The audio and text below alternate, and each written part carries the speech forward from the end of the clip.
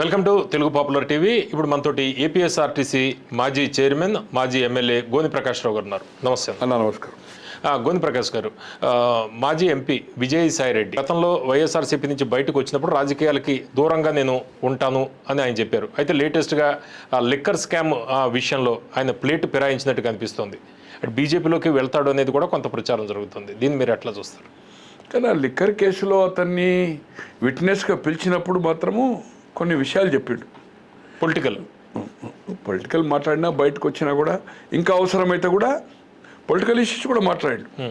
Number 2 ఎవరు, number 1 ఎవరు, అవన్నీ అవసరం లేకుండే. గతం అతను రాజకీయాల్లో పక్కకు జరుపుకున్నప్పుడు చెప్పాడు కదా, ఆ విషయాలు మాట్లాడన్నాడు. మాట్లాడము కూడా నా ఉద్దేశంలో అయితే అతను కాముగా ఉండే పరిస్థితిలో లేడు. అతనికి జరిగిన అవమానానికో లాట్ ఆఫ్ ఇష్యూస్ దాని గురించి ఏదైతుందో ఒక రివెంజ్ తీసుకోవాలనే పద్ధతిలో కనిపిస్తుండే అతని లాంగ్వేజ్. కానీ లేకపోతే తన కేసుల నుంచి తప్పించుకోవడానిక నేను అనుకున్న అతని మీద ఏమి అంటే, ఒకటి ఈ లిక్కర్ సంబంధించిన విషయము ఇంకేదన్నా స్కాండలా గవర్నమెంట్ పరంగా దాంట్లో విజయసాయి రెడ్డి పాత్ర ఎక్కడ ఉన్నట్టు కనపడతలేదు. వైజాగ్ చాలా ఇష్యూస్ ఉన్నాయంట కదా, వైజాగ్లో మొత్తం చిన్న ఇష్యూ. వైజాగ్ ఏదైతుందో ఆయన ఫ్యామిలీ ఇష్యూ, ఆయన కూతురు ఏదో చేసింది, ఏదో వాళ్ళు ఏదైతుందో మనం సీలో చూసాము. బట్ అవి కేసులు అయితే కానీ జైలుకు పోయేంత పరిస్థితి ఉండదు. పెనాల్టీ అయితే తీసేస్తారు, గొడవలు ఆకుపోయి ప్రభుత్వ స్థలాలు, ఇది కామనే. కానీ అక్కడేదో పెద్ద స్కాండల్, ల్యాండ్ స్కాండల్ ఉంటుంది. ల్యాండ్ రికవరీ అవుతుంది, శిక్షణ అయితే పడదు కదా, శిక్షణ అయితే పడదు కాదు. ఏది ఏమైనా అతను ఏదైతుందో ఒక నాకు నష్టం జరిగింది, నన్ను అవమానం చేసిండ్రు, హ్యూమిలేట్ చేసిండ్రు, నా కంట్రిబ్యూషన్ ఏదైతుందో వృత్తిపరంగా వాళ్ళ తాతకు తండ్రికి, రాజకీయంగా ఏదైతుందో అధికారం లేనప్పుడు ఆయన రాజ్యసభ అయినాక రాజ్యసభ కానీ తర్వాత పార్టీ నడపడానికి ఏదైతుందో కొన్ని 100 కోట్లు తనకుండే సోర్సెస్ తోటి కానీ తన ఆస్తులమ్మి కానీ ఓపెన్గా జరిగింది ఆస్తి. అది ఓపెన్ ఫ్యాక్ట్. ఆయన రాజ్యసభ కోసం ఎమ్మెల్యేలకి ఇమ్మన్నప్పుడు కూడా ఆస్తి అమ్మి ఇచ్చిన మాట వాస్తవం. సో దానికోసం ఏదైతుందో ఆయన ఇప్పుడు ఈ సాక్ష్యం చెప్పినప్పుడు కానీ ఇంకా నేను ఇంకేదైనా అడిగితే వివరాలు, ఇంకా బట్టలు ఇప్పుతాను ఏదైతుందో అంత రాసి చెప్తుండంటే పోవచ్చు. రాజకీయాలు ఏముంది, వయస్సు ఉంది, డబ్బు ఉంది, సోర్సెస్ ఉంది. ఆయనకు సంబంధించిన వాళ్ళు ఏదైతుందో ఈ కెన్ హెల్ప్. వాళ్ళు ఎవరైనా బీజేపీ ఏమైనా అవకాశం ఇస్తే హీ మే గో. అంటే కోవర్ట్గా మారిపోయండి ఇప్పుడు. కోర్ట్ అంటే డెఫినెట్లీ ఇప్పుడు శత్రువు మిత్రుడు అవుతాడు కోర్టుతోటి. సో డెఫినెట్లీ అతన్ని ఏదైతుందో విమర్శించడానికి ప్రయత్నం చేస్తున్నారు. అతనే నెంబర్ 2 అని అంటున్నారు. అతన్ని నెంబర్ 2 అని అంటున్నారు. అక్కడ సుబ్బారెడ్డి గారు కానీ రాంబాబు గారు కానీ అతను దూషిస్తున్నారు కనుక నేచురల్లీ అతను ఏదైతుందో మళ్ళీ రెచ్చగొట్టినప్పుడు నేచురల్ అతను ఏదైతుందో మళ్ళీ టిట్ ఫర్ టాట్ చేయాలి కదా.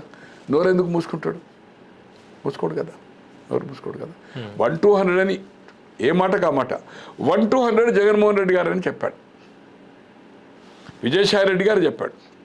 ఈ మాటే సుబ్బారెడ్డి గారు దాన్ని కండెమ్ చేస్తూ 1-200 1-2000 జగన్మోహన్ రెడ్డి నెంబర్ 2 ఎవరు లేదు ఆయన చెప్పుకున్నాడు అంటూ. విజయసాయి రెడ్డి ఏం చెప్పిండంటే నెంబర్ 2 అనేది లేదు, 1-200 ఉంటుంది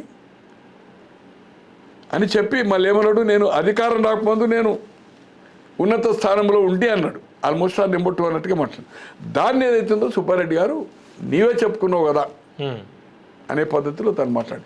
ఏదేమైనా ఇది ఇక్కడితో స్టాప్ కాదు, ఇంకా చాలా విషయాలు ఏదైతుందో ఈ ఎంక్వైరీలో బయటపడతా ఉంటే తను దానికి ఏదైతుందో పిలిచినప్పుడు సాక్షిగా ఏ సంస్థలు కానీ నిఘా సంస్థలు కానీ ఎంక్వైరీస్ ఏదైతుందో తప్పకుండా అతను నోటీస్ ఇచ్చినప్పుడు వెళ్ళే అవకాశం ఉంది. అంటే ఇక్కడ దాకా బయటపడవు, ఇక్కడతోటి ఆగదు ఇది ఈ గేమ్ అంటే జగన్మోహన్ రెడ్డి గారు అరెస్ట్ అయ్యే అవకాశం ఉందా ఈ కేసులో? అంటే నేను చెప్పలేను, నేను ఆ చట్టం దాని గురించి లేదు. ఇప్పుడు ఈ లిక్కర్ దాంట్లో ఏం చేస్తారా ఏంది అనేది నేను దాని పెద్ద స్టడీ చేయలే. బట్ డబ్బు అల్టిమేట్ సీఎం గారి దగ్గర పనిచేసే కిరణ్ ఆయన ఏదో చెప్పాడు కదా కసిరెడ్డి, అక్కడికి వెళ్ళిందంటే అతను ఎక్కడున్నాడు, సీఎం గారి దగ్గర పనిచేస్తున్నాడు. కృష్ణమోహన్ రెడ్డి ఓఎస్డీ పనిచేస్తున్నాడు. అతను ఎక్కడ కూర్చుంటాడు, డబ్బు ఎక్కడికి తాడిపల్లి హౌస్కి పోయినట్టే కదా, ఇంటికి చేరినట్టే కదా. దాని డబ్బు ఆయన ఇంటికి చేర్చిన అంటలేదు కదా. అక్కడ అతని వద్దరికే డైరెక్ట్ ముఖ్యమంత్రిని కలిసే అవకాశం ఉండదు కదా. అక్కడ ఇస్తే అతను ఏదైతుందో అదే ఇంట్లో పనిచేస్తాడు, అదే ఇంట్లో ఆఫీసు అన్నీ ఎవ్రీథింగ్ అక్కడనే కదా, సెక్రటరియట్ ఇల్లు అంతా అదే సేమ్ తాడేపల్లి కదా. సో దీంట్లో ఏదైతుందో అదే దర్యాప్తు సంస్థలు ఏదైతుందో పిలిచే అవకాశం ఉంటుంది. పిలిచినప్పుడు చట్టంలో ఏదన్నా ఉందేమో ఈమె అరెస్ట్. సార్ ఈ దేశంలో ప్రధానులు అయ్యారు, ముఖ్యమంత్రులు అయ్యారు, జైలుకు పోయారు, జైలు శిక్ష అనుభవించారు. చౌతాల కానీ జగన్మోహన్ రెడ్డి గారు గతంలో వెళ్ళొచ్చారు కదా 16 అంటే నేను ఆల్రెడీ 16 నెలలు ఉన్నాడు. మళ్ళీ కూడా ఏదైతే ఉందో కేసులు ఏమైతే వేరే సంగతి. అరెస్టు కావడం అనేది ఆశ్చర్యపోవాల్సిన అవసరం లేదు. అరెస్టులు అయ్యి జైల్లోకి పోయి శిక్షలు పడ్డ ఇన్సిడెంట్స్ ఏదైతుందో Tamil Nadu, Jharkhand, Bihar, Haryana number of states ఉన్నాయి. ఆయన కూడా 16 నెలలు పోయొచ్చు. దానికేమి ఇంకోటి ఈరోజు జగన్మోహన్ రెడ్డి గారు ఆ కేసులకి ఏదో భయపడతాడని కూడా నేను అనుకోను. మాజీ ముఖ్యమంత్రులు ఉన్న వాళ్ళు కూడా జైలుకు పోయిన ఎందుకు భయపడ్డారు? ఎందుకు భయపడ్డు?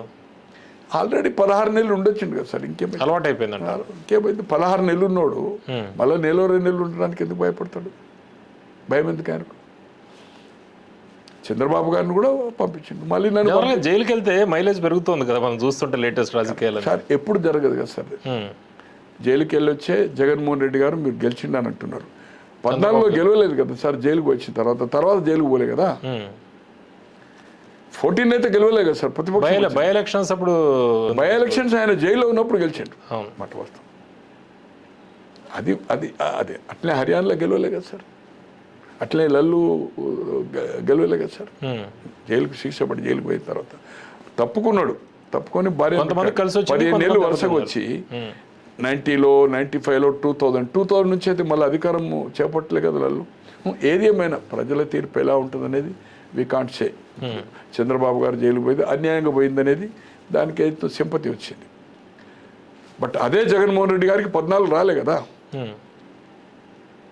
14 రాలే కదా. అంటే జైలుకు వెళ్ళి వస్తే గెలవాలనేది లేదు, గెలవద్దనేది కూడా లేదు. జైలుకు పోడా అనేది అరెస్ట్ చేసే అవకాశాలు మాత్రం ఉన్నాయి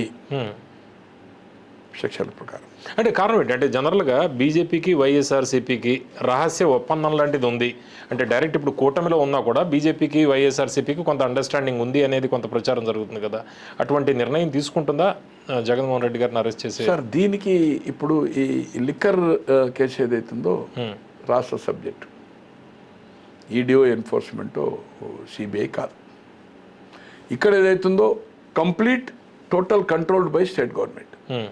ఈ ఎంక్వైరీ వాళ్ళకేం సంబంధం? అంటే వాళ్ళు గ్రీన్ సిగ్నల్ ఇవ్వకుండానే సొంతంగా నిర్ణయం ఏ పరిస్థితిలో చంద్రబాబు గారు ఈ కేసు ఇప్పుడు మనం అన్నీ చూస్తున్నాం. అది సోషల్ మీడియా కావచ్చు, వేరే ఎమ్మెల్యేసీ కావచ్చు, వల్లభనేని నాయక చాలామంది ఎంతోమంది నెంబర్ ఆఫ్ అరెస్ట్ అవుతున్నారు.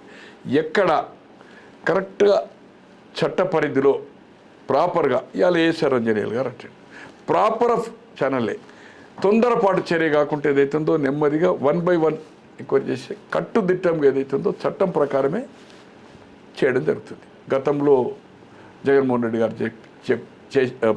ప్రభుత్వంలో చేసిన పరిస్థితి ఇప్పుడు కనిపించలేదు. నాకైతే కనిపించడం లేదు. వేరే వాళ్ళ సంగతి నేను చెప్పలేను.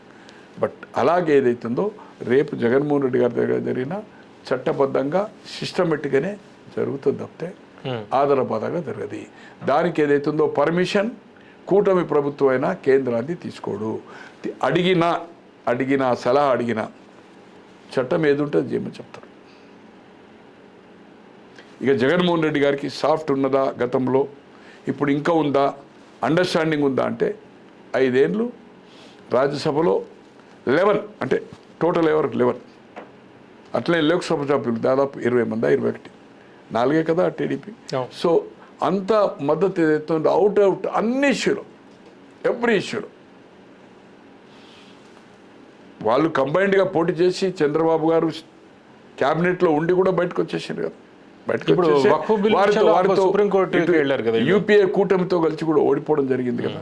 But Jaganmohan Reddy all out అంటే ఆయన ప్రతిపక్షంలో 14 నుంచి 19లో ఉన్నప్పుడు కూడా, అధికారం ఉన్నప్పుడు కానీ ఇప్పుడు కానీ, మొన్న ఒక ఇష్యూలు ఏదైతుందో లోక్సభలో చేసింది, మళ్ళీ రాజ్యసభలో వక్ఫ్ బిల్లు విషయంలో సుప్రీంకోర్టుకి వెళ్ళారు కదా బీజేపీకి వ్యతిరేకంగా. అయితే అది నాకు ఐడియా లేదు. బట్ ఏది ఏమైనా రాజ్యసభలో అయితే వాళ్ళు అపోజ్ చేయలే 7. లోక్సభలో చేశారు. మళ్ళీ ఇప్పుడు మీరు అన్నట్టుగా కోర్టుకు పోయిండ్రు. అది ఎన్నికల స్టెంట్ రాజకీయం. ఏదేమైనా తన కేసులు ఉన్నాయి కనుక వాళ్ళతో సాఫ్ట్గా ఉన్నారు. వాళ్ళు కూడా మనకు అన్ని విధాల సపోర్ట్ చేసింది కనుక ఇప్పటి వరకు ఏదైతుందో చంద్రబాబు గారు ఒత్తిడి తెచ్చినట్టు కనబడతలేదు తెలుగుదేశం పక్షాన. పవన్ కళ్యాణ్ గారు కూడా దాని మీద కదలించినట్టు కనిపిస్తలేదు. ఎందుకంటే వీళ్ళు ఓన్లీ అభివృద్ధి ఫండ్స్ ఇది చూస్తున్నారు. ఇది ఎప్పుడైనా చేయొచ్చు. ఇంకా ఇప్పుడు 1 year కాలే, 5 ఏళ్ళు ఉంది కదా, ఇంకొక 1.5 or 2 years or 3 years ఇది చేసే వరకు ఏదైతుందో ఇష్యూ అంతా దీని మీద పోతుంది. వాళ్ళు ఏమైనా డెవలప్మెంట్ మీద ఫండ్స్ మీద దాని మీద చేస్తున్నారు. కానీ ఇటువంటి కేసుల మీద అవుతుందో కేంద్రం మీద ఉత్తర దేవాలనే ఆలోచన ఉన్నట్టు లాంటివి ఉంటే ఎవరైనా ఇన్వెస్టర్స్ కూడా రావడానికి భయపడతారు కదా. నేచురల్ కదా. సో ఇది సమయం తీసుకొని ఇంకో సంవత్సరం సుప్రీంకోర్టు కూడా గైడ్లైన్స్ ఉంది, కదలికి వచ్చింది. రానప్పుడు డెఫినెట్లీ ఇవాళ సంవత్సరమా 2 సంవత్సరాలుగా డెఫినెట్ దాన్ని ఏదైతుందో చంద్రబాబు గారు కేంద్రంకు పవన్ కళ్యాణ్ కానీ ఎవరో ఒకరు ఏదైతుందో మూవ్ చేయడం ఖాయము యాక్షన్ కోసం. ఎంతకాలము?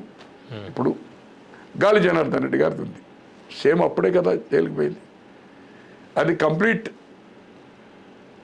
ఎఫ్ఐఆర్ అయిపోయింది, ఆర్గ్యుమెంట్స్ అయిపోయినాయి, ఓన్లీ జడ్జిమెంట్ ఫర్ రిజర్వ్ ఉంది. బ్రాహ్మణ స్టిల్స్ మరి దీనికి దానికి తేడా ఎట్లా? సో డెఫినెట్ ఏదైతుందో ఇంకొక 5 నెలల 6 నెలల మూవ్ కావడం ఖాయము. మూవ్ కాకపోతే దాన్ని కేంద్రం దృష్టికి ఏదైతుందో ఖచ్చితంగా తీసుకెళ్తుంది. దాంట్లో ఏమాత్రం అనుమానం లేదు. ఓకే.